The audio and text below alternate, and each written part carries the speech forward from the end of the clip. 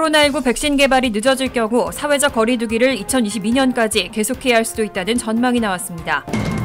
트럼프 대통령이 코로나19 대응에 대한 불만으로 세계보건기구에 대한 자금 지원을 중단했습니다. 트럼프 대통령이 코로나19 확산 사태로 멈춘 경제활동을 재개하기 위한 태스크포스, 경제재개위원회를 추진하고 있습니다. JP모건 체이스와 애플, 아마존 등 저명기업의 최고 경영자들이 포함됐습니다. 지난 주말부터 코로나19 대응을 위한 연방지원금 입금이 본격적으로 시작됐습니다. 국세청은 연방지원금의 추적 서비스를 이번 주 안에 선보일 예정입니다. 뉴욕시가 다음 달부터 자체적으로 코로나19 검사 키트를 생산합니다. 일주일에 5만 개를 생산할 수 있는 규모입니다. 이상은 이 시각 주요 뉴스입니다. 시청자 여러분 안녕하십니까? KBN 뉴스입니다. 오늘 오후 4시 기준 미 전역의 코로나19 누적 확진자는 63만 7,764명, 사망자는 2만 7,867명입니다. 이 가운데 뉴욕의 확진자는 21만 4,155명, 사망자 1만 1,106명, 뉴저지의 확진자는 7만 1,030명, 사망자 3,156명으로 집계됐습니다. 첫 번째 소식입니다. 코로나19 백신 개발이 늦어질 경우 사회적 거리 두기를 2022년까지 계속해야 할 수도 있다는 전망이 나왔습니다. 백신이 개발되지 않은 상황에서 거리 두기를 코로나19에 대한 방안으로 선택했다면 수년간 그렇게 할 필요가 있다는 건데요. 전염 사태가 재발할 수도 있기 때문에 상당히 긴 시간 동안 감시를 유지해야 한다는 주장입니다. CNN은 미국 하버드대 TH 첸 공중보건대학원의 연구자들이 14일 과학 전문지 사이언스에 발표한 논문에서 사회적 거리 두기가 2022년까지 지속될 전망을 시사했다고 보도했습니다. 코로나19 백신의 개발이 늦어질 경우 2022년까지 사회적 거리 두기를 계속할 수도 있다는 전망입니다.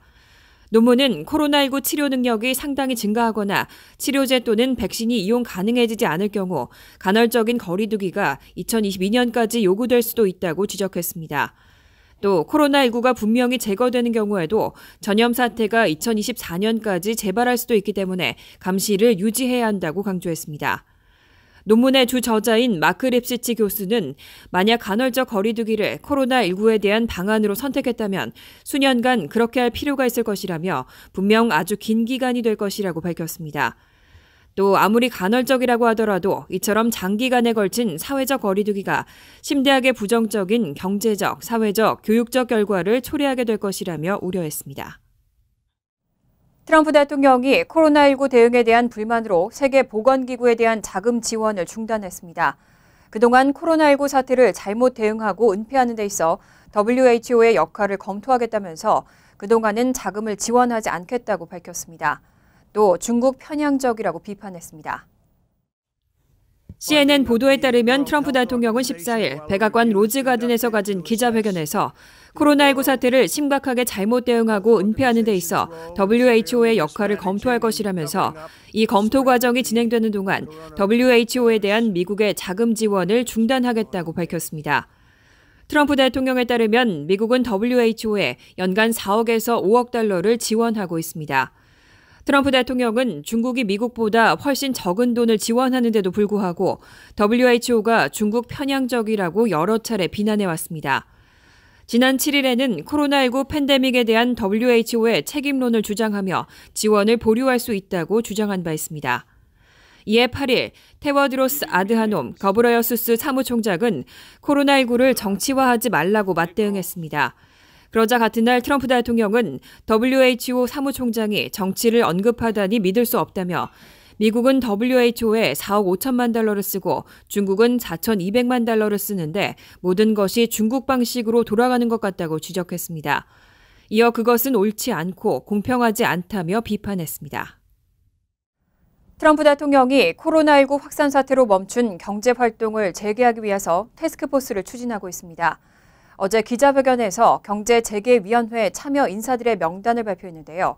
JP모건 체이스와 애플, 비자카드와 아마존 등 저명기업의 최고 경영자들이 포함됐습니다. 뉴욕타임즈는 트럼프 대통령이 14일 기자회견에서 경제활동을 재개하기 위한 태스크포스인 경제재개위원회 참여 인사들의 명단을 발표했다고 보도했습니다. 트럼프 대통령은 월스트리트과 실리콘밸리의 저명 기업인 이름들을 거론하면서 이들이 미국 경제를 언제 어떻게 다시 열 것인지를 조언하게 될 것이라고 말했습니다. 트럼프 대통령이 언급한 인사는 JP모건 체이스의 제이미 다이먼 최고 경영자와 세계 최대 사모펀드 블랙스톤의 스티븐 A. 슈워즈먼, 애플의 팀 쿡 등입니다. 백악관은 보도자료를 통해 각 분야의 전문가들이 농업과 금융, 건설과 국방, 에너지 등 17개 분야의 위대한 미국 경제부활 산업 그룹들에서 일하게 될 것이라고 밝혔습니다. 금융 부분에는 다이먼을 비롯해 뱅크 오브 아메리카의 브라이언 모이니엔 CEO 등이, 금융 서비스 부문에는 슈워즈먼을 비롯해 마스터카드의 아자이 방가, 비자카드의 엘켈리 CEO 등이, 제조업 부문에는 테슬라의 일론 머스크 CEO를 비롯해 GM, 포드 등의 CEO들이, 기술 부문에는 팀 쿡을 비롯해 알파벳, 구글의 순다르 피차이 CEO 등이 포함됐습니다. 아마존의 제프 베이조스 CEO는 소매 부문 그룹에 포함됐고, 사상적 지도자 그룹에는 콘돌리자 라이스 전 국무장관 등이 포함됐습니다. 하지만 뉴욕타임즈는 이들 기업인들이 사전에 경제재개위원회에서 일할 의사가 있는지에 대해 문의를 받았는지 여부는 불확실하다고 보도했습니다. 지난 주말부터 코로나19 대응을 위한 연방지원금 입금이 본격적으로 시작됐습니다. 국세청은 연방지원금의 추적 서비스를 이번 주 안에 선보일 예정입니다. 세금 신고를 하지 않은 사람들을 위한 지원금 신청 웹사이트도 개설했습니다. 경기부양법에 따른 연방정부지원금의 자동이체 지급이 지난 주말부터 본격화됐습니다. 커뮤니티 사이트에는 다수의 한인들도 어제와 오늘 자신의 은행 계좌에서 입금을 확인했다고 밝혔습니다. 은행 계좌로 자동이체 입금된 돈의 항목은 기존의 연방국세청 세금 환급금과 마찬가지로 IRS 트레저리 310과 텍스 리펀드 표시가 되어 있으며 엔트리 클래스 코드 PPD라는 문구가 함께 나타나 있습니다. IRS는 연방 지원금을 아직 받지 못한 납세자들을 위해 일종의 트래킹 서비스인 Get My Payment 서비스를 IRS 웹사이트에서 제공한다고 밝혔습니다. 디렉트 디파짓 형태라면 언제 송금될지, 체크라면 언제 우편으로 배송될지 확인할 수 있습니다. 다만 IRS의 지급 대상은 2018년과 2019년 소득의 세금 보고를 한 경우로 세금 보고를 하지 않은 납세자는 직접 연방 지원금을 신청해야 합니다. 이를 위해 IRS는 별도의 웹사이트에 정보를 입력하라고 안내했습니다. 한편 워싱턴 포스트는 IRS 관리를 인용해 재무부가 일부 시민들에게 지급될 $1,200 재난지원금 수표에 트럼프 대통령의 이름을 새기도록 하는 전례 없는 지시를 내렸다고 보도했습니다. 워싱턴 포스트는 어떤 식으로든 IRS 발행 수표에 대통령의 이름이 들어가는 것은 최초라며 트럼프 대통령이 정치적 측면에서 코로나19 팬데믹에 대한 자신의 대응 노력을 드러낸 것이라고 풀이했습니다. 뉴욕시가 어제부터 코로나19로 의심되는 미 검사 사망자의 수를 코로나 사망자로 합산하기로 발표했습니다. 코로나19의 정확한 규모와 세력을 파악하기 위한 조치인데요. 이로 인해 뉴욕시의 코로나 사망자는 10,000명을 훌쩍 넘었습니다. 뉴욕시 당국은 14일 코로나19로 의심되는 미 검사 사망자의 수를 코로나 사망자로 합산하기로 결정했습니다.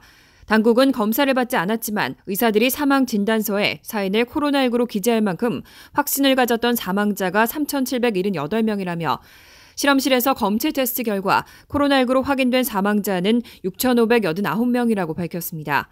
이를 합산한 결과 뉴욕시의 전체 사망자 수는 10,000명을 훌쩍 넘었습니다. 뉴욕시 보건당국은 실험실 확진 사망자의 통계만으로는 집에서 사망하거나 검사조차 받지 못한 사망자들을 포함한 정확한 사망자 규모를 알 수 없다는 판단에 사망자 집계 방식을 바꿨습니다. 뉴욕시 보건위원회의 옥시리스 바르보트 박사는 이런 사망자 집계 방식의 변화로 뉴욕시를 강타한 코로나19의 비극적인 위력이 더 크게 드러나겠지만 코로나19의 정확한 규모와 세력을 파악하는 데 도움이 되며 방역의 각종 결정을 내리는 데 지침이 될 것이라고 덧붙였습니다. 앤드류 쿠오모 주지사는 코로나19와 관련된 신규 입원 건수가 감소하고 있다는 데 주목하고 현재 정점에 있다고 생각한다고 밝혔지만 주 전체의 코로나19 의심 병사자까지 합산할 경우 사망자 수는 더욱 크게 늘어날 것으로 예상됩니다. 뉴욕시가 다음 달부터 자체적으로 코로나19 검사 키트를 생산합니다. 일주일에 5만 개를 생산할 수 있는 규모입니다. 다음 달부터는 월 40만 건의 검사가 가능해질 것으로 보입니다. 빌 드블라지오 뉴욕시장은 14일 자체적으로 코로나19 검사 키트를 생산할 수 있도록 네트워크를 구축했다고 발표했습니다. 생산량은 일주일에 5만 개 규모이며 5월 초부터 본격적으로 생산됩니다. 드블라지오 시장은 뉴욕시 경제개발공사의 주도하에 지역 연구소와 제조사들이 함께 공급망을 구축하고 있다고 설명했습니다. 또 진단 용량을 늘리기 위해서 인디애나주 아리아 다이애그노스틱으로부터 주당 5만 개의 진단키트를 구입할 예정입니다. 이렇게 되면 테스트 용량은 주당 10만 건, 월 40만 건에 이를 것으로 전망됩니다.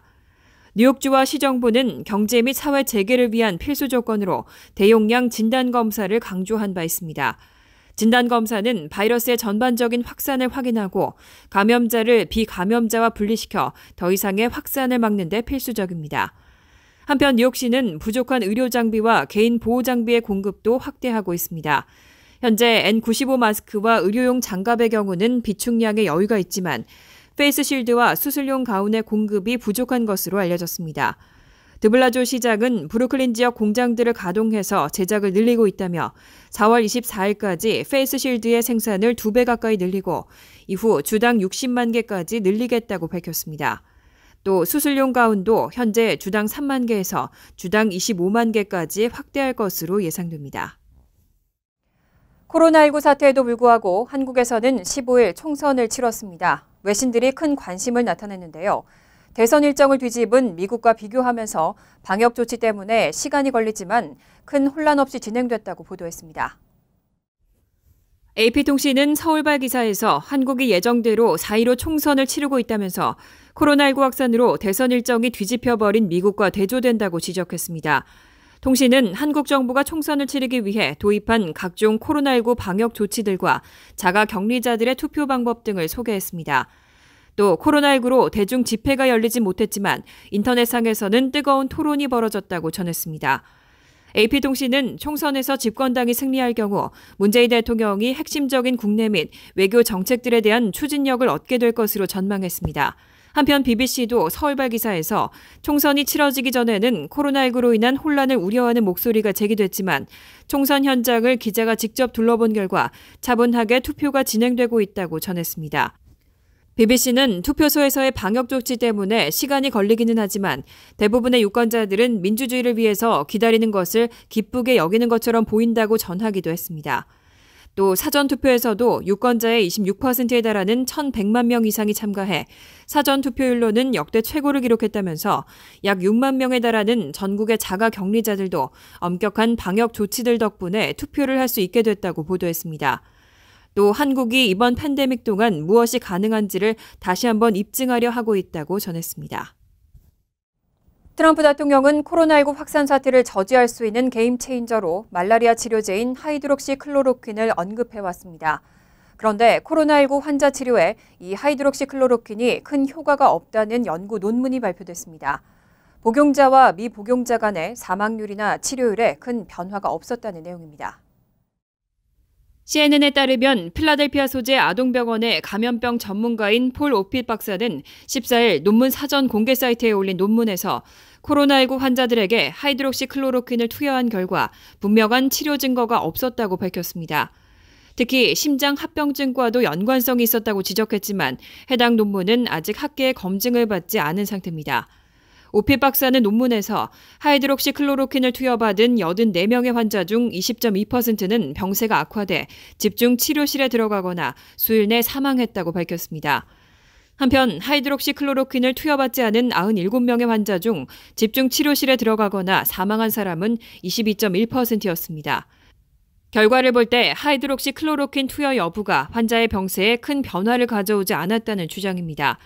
사망자만을 놓고 분석했을 때 하이드록시클로로퀸 복용자 중 사망률은 2.8%였고 복용하지 않은 환자의 사망률은 4.6%였습니다.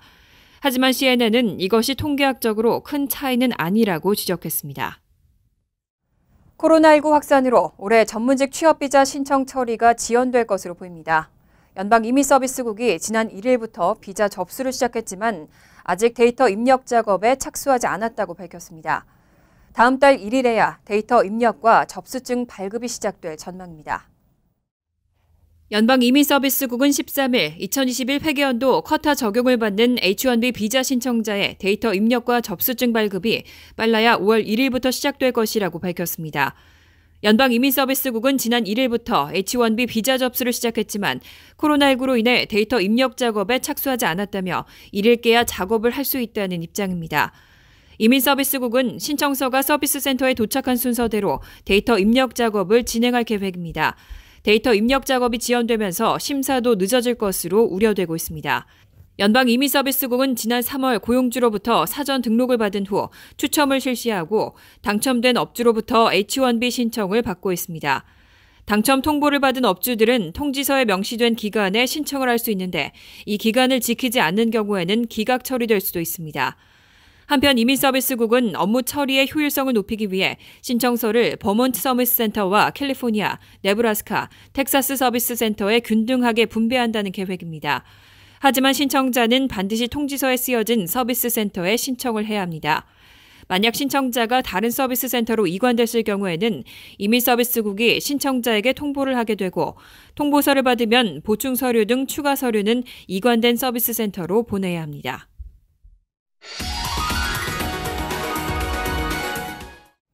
이어서 LA 지역 한인사회 소식입니다. LA 한인타운에서는 코로나19 확진자가 55명으로 집계됐습니다.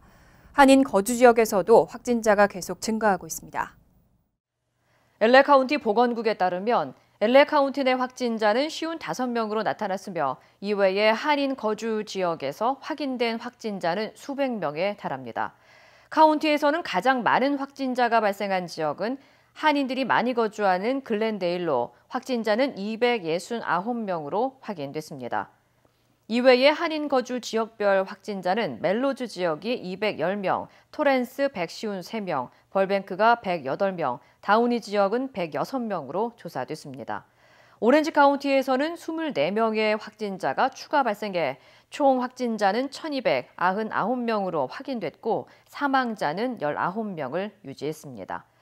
또 가장 많은 확진자가 발생한 애나하임은 148명, 얼바인 103명, 부에나파기 45명, 플러튼 38명으로 나타났습니다. LA시가 코로나19 확산으로 경제적 어려움을 겪고 있는 주민들을 지원하기 위해서 렌트비 보조 프로그램을 추진하고 있습니다. LA 카운티 슈퍼바이저 위원회는 오늘 코로나 사태로 렌트비를 내지 못하고 있는 주민들을 지원하는 프로그램 신설을 만장일치로 승인했습니다. 렌트비 보조 프로그램은 수입이나 일자리를 잃은 주민들에게 한 달에 $1,000씩 3개월에 걸쳐 총 $3,000를 받을 수 있도록 하며 지원 자격 대상은 아직 논의 중입니다. LA 카운티에서는 이미 렌트비 유예와 퇴거 금지 명령이 발동된 상태지만 렌트비 면제 혜택은 제공되지 않습니다.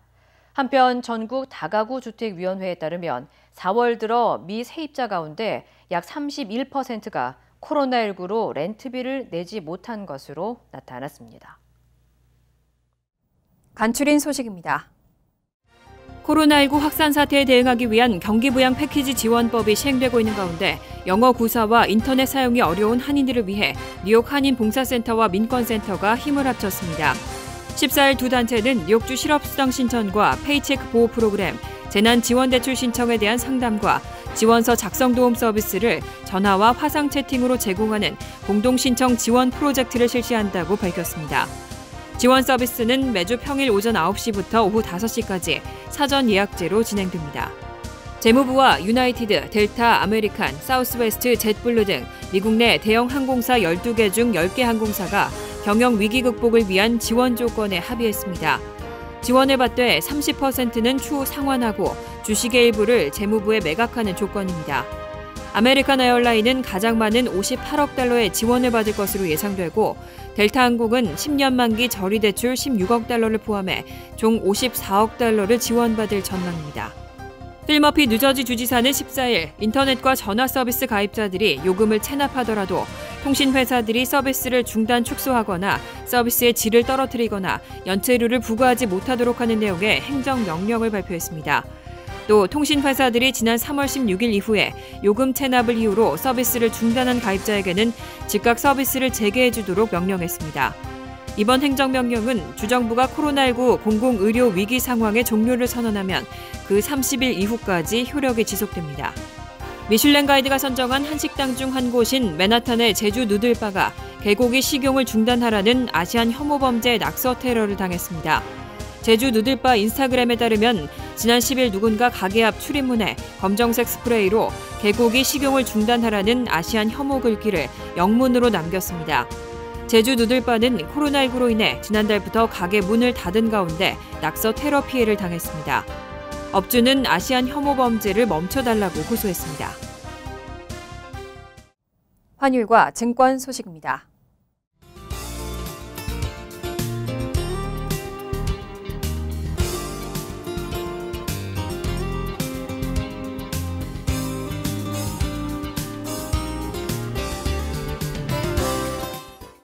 이어서 날씨입니다. 목요일은 대체로 화창한 가운데 오후에만 가끔 구름이 끼겠습니다. 낮 최고 기온은 50도, 섭씨 10도, 밤 최저 기온은 35도, 섭씨 2도로 예상됩니다. 금요일은 구름이 많겠고 늦은 오후부터는 비가 오는 곳도 있겠습니다. 토요일은 오전 중에는 비가 오겠지만 점차 개겠습니다. 이상으로 KBN 뉴스를 마칩니다. KBN과 함께 즐거운 저녁 되시기 바랍니다.